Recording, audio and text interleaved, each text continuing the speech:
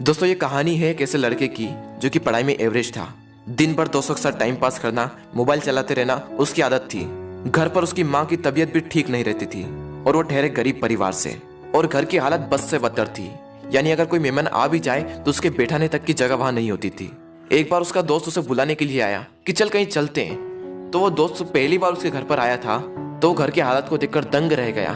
तो उसने पूछा, क्या तू यहाँ पर रहता है? बोले हाँ मैं यहाँ पर रहता हूँ। क्या ये तेरा घर है? बोला हाँ ये मेरा घर है भाई। बोला तू ऐसे हालातों में रहता है? बोला हाँ मैं ऐसे हालातों में ही रहता हूँ। क्यों, क्या हुआ?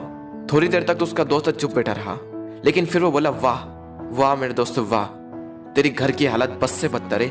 माँ घर पर बीमार पड़ी हुई है, पापा दिन रात काम करके थोड़ा सा पैसा जुटा पाते हैं और उससे घर खर्च चलाते हैं, और तू दिन भर मोबाइल चलाते रहता है, दिन भर दोस्तों के साथ टाइम पास करता है। तुझे अपने करियर की कोई चिंता नहीं और तेरे घर की हालत बस से बदतर हो चुकी है। तो एक बात बता, किसको धोखा दे रहा है? अपने आप को, अपने माँ बाप को? किसको धोखा दे रहा है? उसके दोस्तों ने कहा तू चल मेरे साथ। वो बोला कहाँ चलना है? नहीं तू चल मेरे साथ। तो उसका दोस्त उसे वहां ले गया जहाँ पर उसके पापा काम करते थे। उसके पापा एक फैक्ट्री में मजदूर थे। वो वहां पर बैठे हुए थे, पसीने से तरबतर होकर हालत बस से बदतर हो चुकी थी, शरीर में पेन हो रहा था, और उनके पास में उन्हीं की फैक्ट्री का एक मजदूर और बैठा था और वो उनसे कुछ कह रहे थे। और वो कह रहे थे कि यार मेरी पत्नी घर पर बीमार है, इलाज कराने के लिए पैसे भी नहीं है। मैं दिन रात मेहनत करके सिर्फ 2 वक्त की रोटी जुटा पाता हूँ और उससे सिर्फ घर का खर्च चलता है और कहीं पैसा बच ही नहीं पाता। अभी तो बेटे के स्कूल की फीस भी भरनी है। यार इससे बेहतर तो मौत ही है।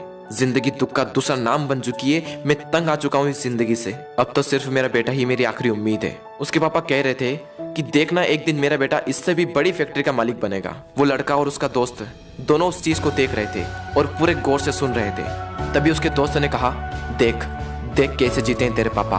तेरे पापा तेरे से कितनी उम्मीद लगाए बैठे हैं, देख जरा एक बार। लेकिन क्या तुझे लगता है कि इस तरह से तो उनकी उम्मीदों पर खरा उतर पाएगा? एक बार तो अपने पापा की हालत को देख कि कैसे जीते हैं, और एक बार तो अपनी हालत को देख कि तू कैसे जीता है। वो 2 कौड़ी का मोबाइल तेरे पापा से पढ़कर है। वो 2 कौड़ी की लड़कियां जो जिंदगी में सिर्फ कुछ पलों के लिए आती है और फिर चली जाती है, वो तेरे पापा से पढ़कर है। वाह मेरे दोस्त वाह, ये तो सिर्फ कुछ दिनों के लिए आएगी और फिर चली जाएगी। अरे बदल अपने हालातों को। यह सब देखकर और यह सब सुनकर उस लड़के के खून के आंसू टपक गए, और उसने उसी वक्त निश्चय किया कि जिस फैक्ट्री में मेरे पापा काम करते हैं, आने वाले 5 साल के अंदर अंदर इससे भी बड़ी फैक्ट्री का मैं मालिक बनकर दिखाऊंगा। और उसके अंदर से चीख उठी थी कि मुझे कंपनी का मालिक बनना है, एक बहुत बड़ी कंपनी का मालिक बनना है, नौकर नहीं बनना है। और जैसे ही उसके अंदर से ये चीख निकली, वो दिन के लगातार 10-10 घंटे पढ़ने लगा। उसके दिमाग में सिर्फ एक ही लक्ष्य कि बहुत बड़ी कंपनी का मुझे मालिक बनना है, और उसके लिए मुझे क्या करना होगा? उसके लिए मुझे पढ़ना होगा, और मैं पढ़ूंगा। कोई माई का लाल ऐसा नहीं है जो मुझे रोक सकता है पढ़ने से।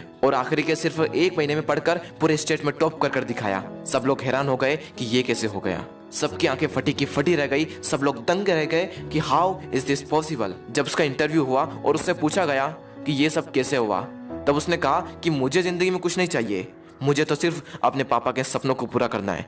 मेरे पापा का सपना है कि जिस फैक्ट्री में वो काम करते हैं उससे भी बड़ी फैक्ट्री का एक दिन में मालिक बनकर दिखाऊं। सिर्फ इसी सपने को लेकर मैं इतना पढ़ पाया और अपने प्रदेश में फर्स्ट आ पाया। दोस्तों हो सकता है कि आप इस कहानी की शुरुआती पार्ट को अपने आप से रिलेट कर पाओ। इंडिया में मैक्सिमम लोग या तो मिडिल क्लास फैमिली से बिलोंग करते हैं या फिर पुअर फैमिली से बिलोंग करते हैं। हर बच्चे के पापा बहुत ही संघर्ष करके उसे पढ़ाते हैं। हो सकता है आपके घर की भी यही हालत हो। उस कहानी में उस लड़के ने रियलिटी को एक्सेप्ट करा और अपने हालातों को बदल दिया।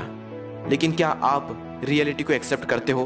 क्या आप अपने सच को देख पाते हो, अपने हालातों को देख पाते हो, अपने आप को देख पाते हो कि आप क्या कर रहे हो और आपको क्या करना चाहिए? वो लड़का तो बहुत बड़ी कंपनी का मालिक भी बन गया, लेकिन क्या गारंटी है कि आप भी अपने पापा के सपनों को सच कर पाओ? क्या गारंटी है कि आप भी अपने हालातों को बदल पाओ? गारंटी है मेरे दोस्त, गारंटी है जब आपके अंदर से एक चीख उठकर आए, आपके अंदर से एक आवाज उठकर आए कि मुझे पढ़ना है, और सिर्फ इसलिए पढ़ना है कि मैं अपने हालातों को बदल पाऊं। और जिस दिन आपके अंदर से ये आ गया ना कि मुझे पढ़ना है और सिर्फ इसलिए पढ़ना है कि अपने हालातों को बदलना है, अपने मम्मी पापा के सारे सपनों को सच करना है, जिस दिन आपके अंदर से ये आवाज आ गई, उस दिन से एक बात तो तय है कि आप अपने हालातों को बदल दोगे, अपने माँ बाप के सारे सपनों को सच कर दोगे। बस जरूरत है तो एक अंदर से आवाज की। दोस्तों बहाने बनाने से कुछ नहीं होगा। बहाने तो हर कोई बनाता है, हर वो इंसान बनाता है जो कायर होता है। मेरा मन नहीं लगता, मुझे आलस आ रहे हैं, मुझे मैथ्स टफ लगता है, मुझे साइंस टफ लगता है, मुझे ये टफ लगता है, मुझे वो टफ लगता है। कुछ भी टफ नहीं है। जाकर पूछो स्टॉपर से कि तुझे क्या टफ लगता है। तो हमेशा हमें सिर्फ एक ही चीज सुनने को मिलती है कि पढ़ने वाले के लिए कुछ भी टफ नहीं है। और दोस्तों जिंदगी का भी यही वसूल है, करने वाला कुछ भी कर जाएगा, और जो ना करने वाला है ना, वो छोटी सी मुसीबत आने पर रुक जाएगा। बहाने बनाने में उसका कोई रिकॉर्ड नहीं, उसे दिन भर आलस आते रहेंगे, उसके अंदर की एनर्जी बाहर उठ ही नहीं पाएगी। मैथमेटिक्स करते वक्त अगर आपको कोई डाउट आता है तो मेरे पास एक एप्लीकेशन है जो आपको सजेस्ट करूंगा, जिसका नाम है डाउट नट। आप यहाँ पर किसी भी सवाल का फोटो खींचकर उसका आंसर पा सकते हैं। IIT JEE की क्रश कोर्स की सुविधा भी आपको यहाँ पर मिल जाती है। और अगर आप बायोलॉजी ग्रुप से बिलोंग करते हैं तो उसकी सुविधा भी हाल ही में यहाँ पर हो चुकी है। मोबाइल में फालतू की चीज़ों को रखा जाए इससे तो अच्छा है कि कुछ काम का रखा जाए और मोबाइल का उपयोग अपनी पढ़ाई में किया जाए।